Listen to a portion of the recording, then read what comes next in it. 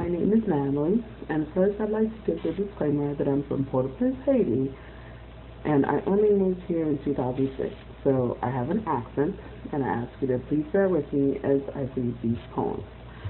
The first poem I chose is one of the songs of the music by Lord Byron.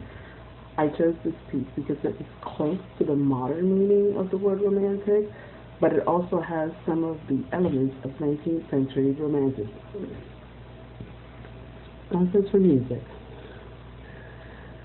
There be none of beauty's daughters with a magic like thee, and like music on the waters is thy sweet voice to me.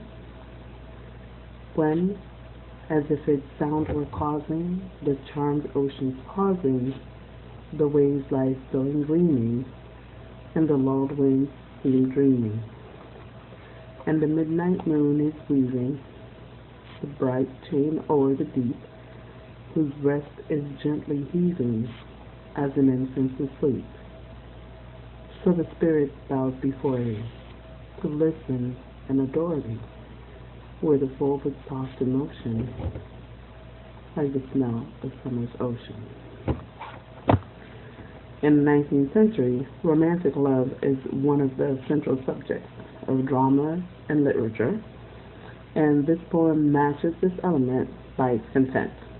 It's a lyrical and romantic expression of the author's love.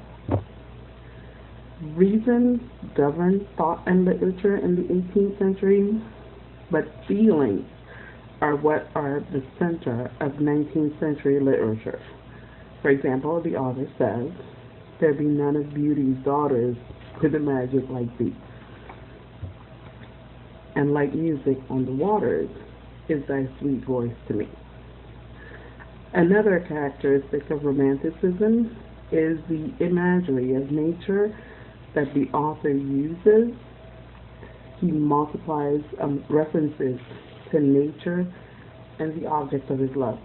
Not just the description of nature, but he goes beyond just the details to express the emotional association between nature and the object of his love.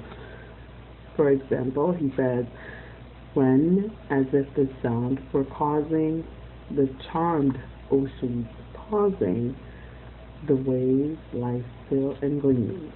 That's one example.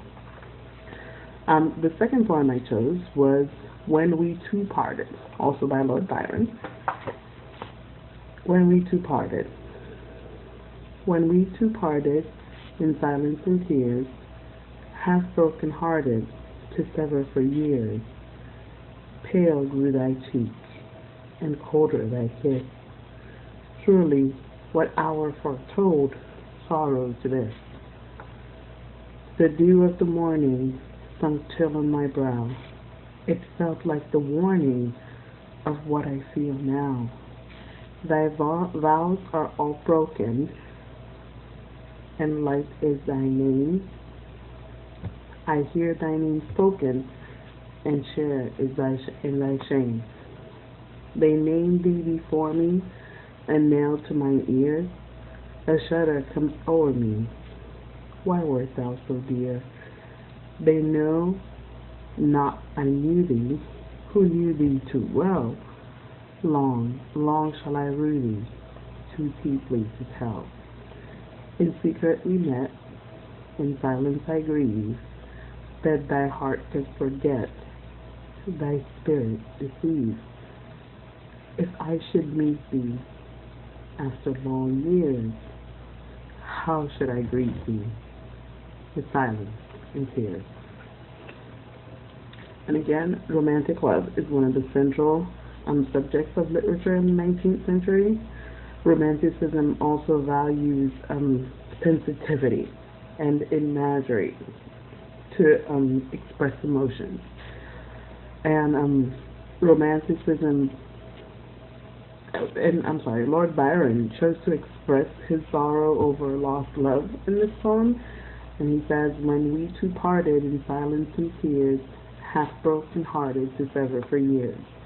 Another aspect of romanticism is that the romantic hero is melancholy.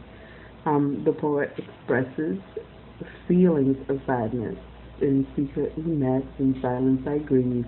And then, if I should meet thee after long years, how should I greet thee? With silence and tears. That's another element of romanticism. He also uses nature to reference the object of his affections. In this poem, he chose to use it to express his sorrow. For example, he says, the dew of the morning sunk chill of my brow. The cold is used to express his feelings of sorrow.